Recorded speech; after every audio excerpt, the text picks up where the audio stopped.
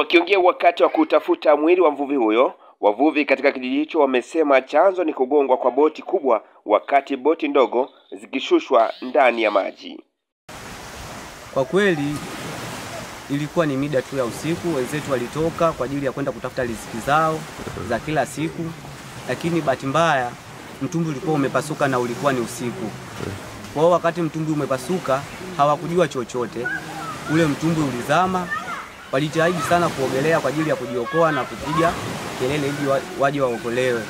Lakini bahati mbaya baada ya maboti kufika pale ya uokoaji, walimkuta mwenzao mmoja ameshachoka baada ya kujitahidi sana kuogelea pamoja na wenzie, akawa ameishiwa nguvu. Hivyo kwa sababu haikuwa ni riziki yetu sisi kwamba ikatokea bahati mbaya akawa ametuacha. Tulijitahidi sana kuogelea, kuomba msaada, jamani tukaita sana watu waje watusaidie. Lakini sasa watu walikuwa mbali na sisi.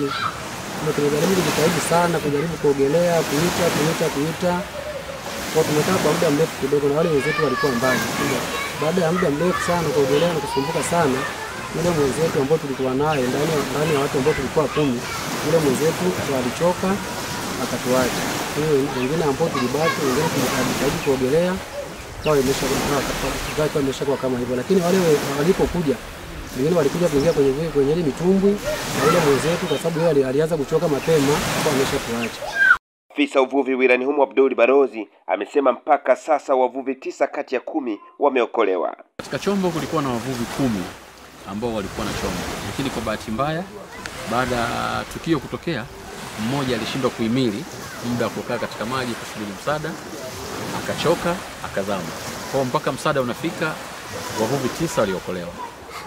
Baada ya taarifa kufikia, jitihada zilizofanyika ni kutoa boti ya uvuvi moja ya serikali pamoja na boti za wavuvi wa hapa kama 6 wakienda kufanya jitihada za kutafuta huyo aliyepotea.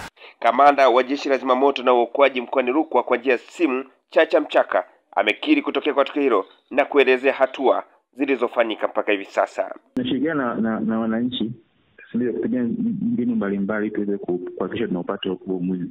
Na pia wakipata majanga waweze kuwasiliana na Zimamoto, sio wanatafuta wenyewe.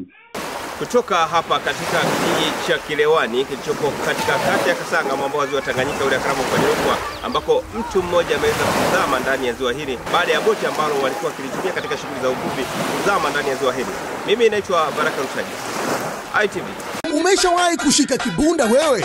Mchezo Super tumeamua kugawa super kibunda cha maana kweli kwenda kwa washindi kibao. Lengo letu kila mtu apate udambwi kutoka Mchezo Super mwaka huu. Ili kukamilisha hili, tumejipanga kutoa shilingi milioni 20 ifikapo tarehe 31 mwisho wa mwezi wa 5. Shilingi milioni 10 itaenda kwa mtu mmoja na shilingi milioni 10 nyingine watagawana watu 10 watakaocheza Mchezo Super kuanzia sasa.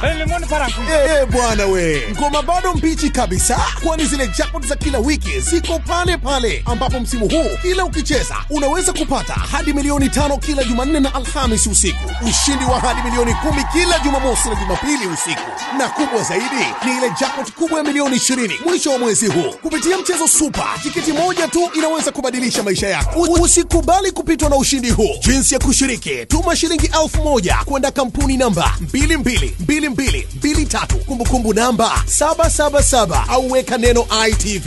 Kushiriki ni miaka 18 na kuendelea. Vigezo na masharti kuzingatiwa. Cheza kistaarabu. Mchezo huo unasimamiwa na bodi ya michezo ya kubahatisha.